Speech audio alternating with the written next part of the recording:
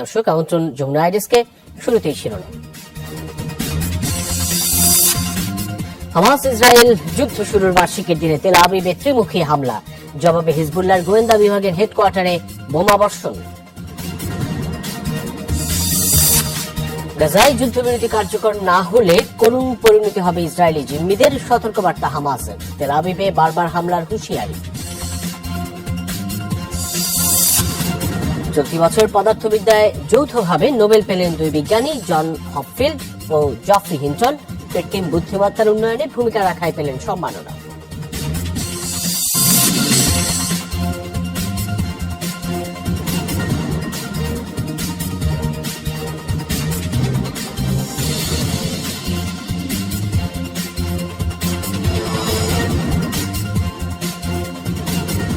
এতক্ষণ শিরোনাম দেখছেন। এসবের বিস্তারিত সহ আন্তর্জাতিক অঙ্গনের আরো কিছু খবর নিয়ে আপনাদের সাথে আছি আমি সাইফুদ্দিন রবিন। গাজায় ইসরায়েলি হামলার বার্ষিকীর দিন 3 দিক থেকে হামলার শিকার হয়েছে ইসরায়েল। গাজা, লেবানন ও ইয়েমেন থেকে ছোড়া হয়েছে রকেট ও মিসাইল। বিভিন্ন শহরে ইসরায়েলের সামরিক ঘাঁটি লক্ষ্য করে হামলার কথা জানিয়েছে হামাস, হিজবুল্লাহ ও হুতি। 7 অক্টোবরের বিভিন্ন আয়োজন ঘিরে ব্যাপক নিরাপত্তার মধ্যেও বেশ কিছু স্থানে ক্ষয়ক্ষতির তথ্য পাওয়া গেছে। বিভিন্ন দিক থেকে আসা শতাধিক রকেট, মিসাইল ধ্বংসের দাবি করেছে তেল আবিব। ইসরায়েলে হামাসের নজিরবিহীন অভিযানের পেরিয়েছে 1 বছর। 7 অক্টোবর হতাহতদের স্মরণে সোমবার নানা আয়োজন ছিল দেশটি জুড়ে। উপস্থিত ছিলেন বিদেশি অতিথিরাও। সব মিলিয়ে নিরাপত্তার চাদরে ঘেরা ছিল পুরো দেশ। এর মধ্যেও দিন রাত টানা সতর্কতামূলক সাইরেন বাজতে শোনা যায় ইসরায়েলে। সত্যি হয়েছে শঙ্কাও। হামাস, হুতি ও হিজবুল্লাহর ছোড়া রকেট মিসাইলে আক্রান্ত হয়েছে ইসরায়েলের উত্তর, দক্ষিণ ও মধ্যাঞ্চল। রাজধানী তেল আবিবের কাছাকাছি গিলতের একটি গোয়েন্দা ইউনিটের কার্যালয়ে মিসাইল ছোড়ার দাবি করেছে হিজবুল্লাহ। এছাড়াও উত্তরে স্লোমি, হানিতা ও মার্জ এলাকায় হয়েছে হামলা। তেল আবিবে রকেট ছুড়েছে হামাসও। আহত হয়েছে 2 জন। রয়টার্সের ফুটেজে দেখা যায় বেশ কয়েকটি বিধ্বস্ত গাড়ি। হলনে ক্ষতিগ্রস্ত হয়েছে আবাসিক ভবন। নাগরিকদের নিরাপত্তা নিশ্চিতে ইসরায়েলি পুলিশ দেশজুড়ে নিরাপত্তা জোরদার করেছে। হামাস আজও দক্ষিণ ও মধ্যাঞ্চলে আমাদের নাগরিকদের লক্ষ্য করে রকেট ছুড়েছে। দুর্ভাগ্যজনকভাবে 2 জন সামান্য আহত হয়েছে। একই দিন ইয়েমেন থেকে ব্যালিস্টিক মিসাইল ছুড়েছে হুতি বিদ্রোহীরা। প্যালেস্টাইন 2, দুল ফিকির, জাফা ও সামাদ 4 টাইপ মিসাইল ব্যবহার করেছে সশস্ত্র গোষ্ঠীটি। প্রথম দফায় তেল আবিবের জাফায় 2টি সামরিক টার্গেটে মিসাইল ছোড়া হয়েছে, যা সফলভাবে লক্ষ্যে আঘাত হেনেছে। এর আগে তেল আবিব ও ইলিয়াতে ড্রোন ছুড়েছে হুতির বিশেষ ফোর্স। বেশ কয়েকটি লক্ষ্যে পৌঁছেছে। এর আগে ইসরায়েলের হাইফা বন্দরে হিজবুল্লাহর হামলায় আহত হয় 8 জন। গ্যালিলি ও তিবেরিয়াসেও ছোড়া হয় মিসাইল। যদিও ইরান সমর্থিত গোষ্ঠীগুলোর বেশিরভাগ রকেট মিসাইল ধ্বংসের দাবি করেছে তেল আবিব। বাকিগুলো ফাঁকা জায়গায় পড়েছে বলে জানিয়েছে তারা। আয়রন ডোম থেকে অ্যান্টি ব্যালিস্টিক মিসাইল ছুড়ে করা হয় প্রতিরোধ। Dorothy Justin, Jamuna news. এবার হিজবুল্লাহর গোয়েন্দা বিভাগের হেডকোয়ার্টার লক্ষ্য করে ব্যাপক হামলা চালিয়েছে ইসরায়েল। সোমবার রাতভর চালানো হয় এই হামলা। কর্তৃপক্ষ জানায় বৈরুত এবং এর আশপাশের এলাকাগুলোই হামলা চালায় ইসরায়েলি বিমান বাহিনী। এই অভিযানের অন্যতম লক্ষ্য ছিল হিজবুল্লাহর গোয়েন্দা সদর দফতর। এ নিয়ে দ্বিতীয় দফায় হামলা হলো লেবাননের সশস্ত্র গোষ্ঠীটির গোয়েন্দা দফতরে। এর পাশাপাশি হামলা চলে বিভিন্ন আবাসিক স্থাপনা লক্ষ্য করেও। এতে হতাহত হয়েছেন বহু মানুষ। লেবাননের স্বাস্থ্য মন্ত্রণালয় জানিয়েছে ইসরায়েলি হামলায় সোমবার পর্যন্ত নিহত সংখ্যা 2000 ছাড়িয়েছে, যদিও হিজবুল্লাহর দাবি এই সংখ্যা আরও বেশি।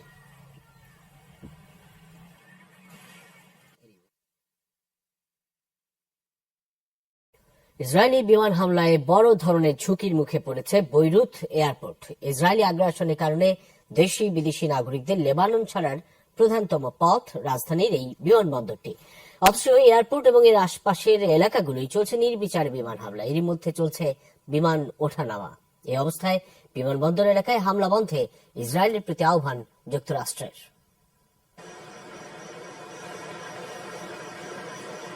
ইসরায়েলি হামলায় প্রকম্পিত বৈরুত বিমানবন্দর এলাকা, অথচ ওই মুহূর্তে ওঠানামা করছে বিমান।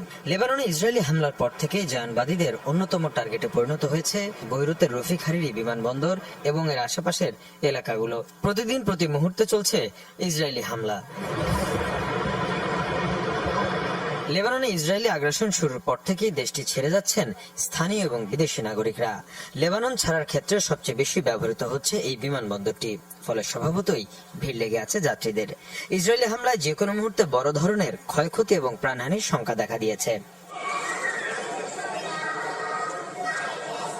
এ অবস্থায় বৈরুত বিমানবন্দর এবং এর আশেপাশের এলাকাগুলোয় হামলা না চালাতে ইসরায়েলের প্রতি আহ্বান যুক্তরাষ্ট্রের। বিমানবন্দর এবং সড়ক যাতায়াতের জন্য নির্বিঘ্ন রাখা উচিত, যাতে করে লেবাননে অবস্থিত স্থানীয় এবং বিদেশিরা সহজেই দেশটি ছাড়তে পারেন।